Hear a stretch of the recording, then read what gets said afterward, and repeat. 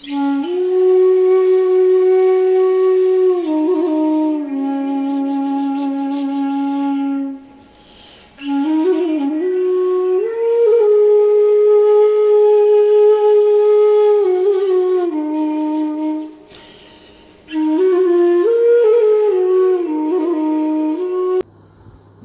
শ্রদ্ধা ও প্রণাম, ছোটদের স্নেহ ভালোবাসা জানিয়ে আজকে এমন একটি কাহিনী বলবো, শ্রী শ্রী ঠাকুরের দয়ার কাহিনী, যা শুনে প্রত্যেকের বিশ্বাসের ভাণ্ডার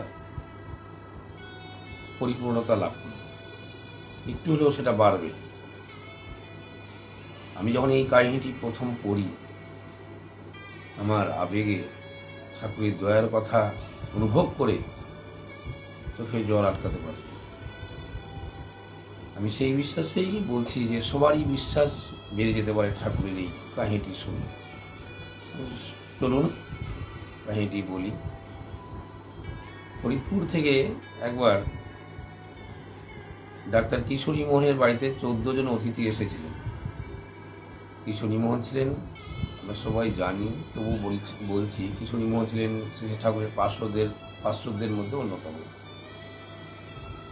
তো 14 জন অতিথি এসেছিলেন বাড়িতে, কিন্তু তার সেদিন কিছুই ছিল না, হাতে পয়সাও নেই, টাকাও নেই, পয়সাও নেই, কী করবে? অগত্যা তিনি নির্জনে গিয়ে ঠাকুরের পটমূর্তির সামনে বসে পড়লেন, কিছুক্ষণ কাঁদলেন, তারপর তিনি ধ্যানে বসে গেলেন।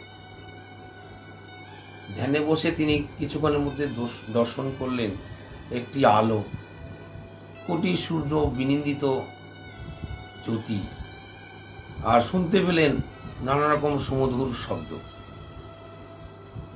তারপর একটি বক্র ছিদ্রপথে তিনি ধ্যানে আকাশে উঠে গেলেন, সেখানেও তিনি শুনতে পেলেন অপূর্ব বংশীধ্বনি। তার এই বংশীধ্বনি শুনেই তিনি বাহ্যজ্ঞান হারিয়ে ফেললেন। অনেকের চিৎকার চেঁচামেচিতেও তিনি আর সংজ্ঞা ফিরে পেলেন না। অনেক পরে তার এই অবস্থা পরিবর্তন হলো, তিনি জ্ঞান ফিরে পেলেন।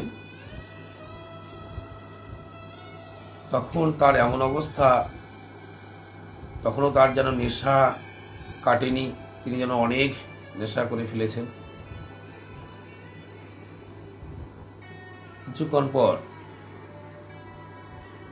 পিয়ন, অর্থাৎ ডাকঘর করা বা পিয়ন যাকে বলা হয়, তার কাছে এসে তার এই অবস্থা থেকে তাকে জিজ্ঞেস করছেন, কি বাবু, আজকে কি দিনের বেলাতেই একটু বেশি টেনে ফেলেছেন? মানে তিনি ধরে নিয়েছিলেন পিয়ন যে চোখ মুখ দেখে যা মনে হচ্ছে যে তিনি যেন অনেক মদ খেয়েছেন। যাই হোক, তিনি সতীশচন্দ্র গোস্বামীর দেওয়া মানে পাঠানো 25 টাকার মানি অর্ডার ঠাকুরকে দিয়ে পিয়নতে চলে গেলেন। এর কিছুক্ষণ পরেই শ্রী ঠাকুর আসলেন, এসেই ঠাকুরকে জিজ্ঞেস করছেন,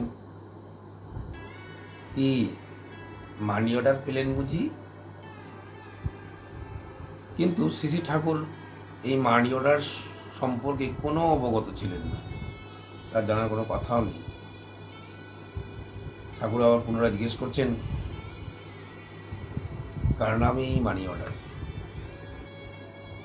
কে পাঠিয়েছেন? এগুলো দেখে শুনে কিশোরী মোহন শ্রী ঠাকুরের দিকে এক দৃষ্টে তাকিয়ে আছেন যে তিনি কি করে জানলেন। ঠাকুর তখন বললেন, শোনো ডাক্তার, মন দিয়ে এক প্রাণে তাকে ডাকলে জ্যোতি দর্শনও হয়, বংশীধ্বনিও শোনা যায়, টাকাও পাওয়া যায়, বিশ্বাস করো।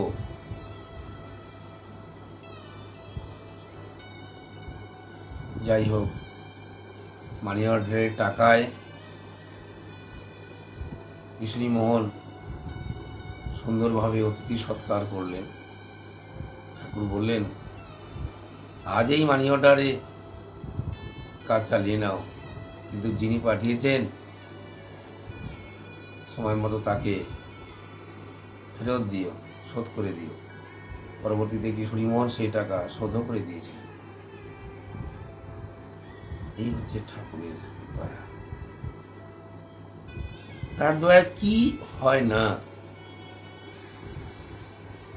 কি যে হয় আর কি যে হয় না। আমিও তো আমার চ্যানেলে প্রথম কিছু ভিডিওতে আমার ব্যক্তিগত জীবনের অনেক ঘটনা বলেছি, যা অবাক হতে হয়, যা নিজে নিজে আমি ভাবতেই পারি না ঠাকুরের দয়ায় কীভাবে কি সম্ভব হলো।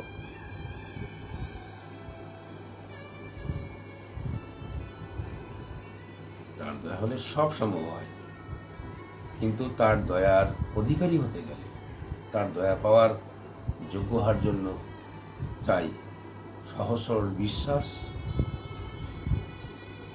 তাকে ডাকা, অন্তর দিয়ে তাকে ভালোবাসা।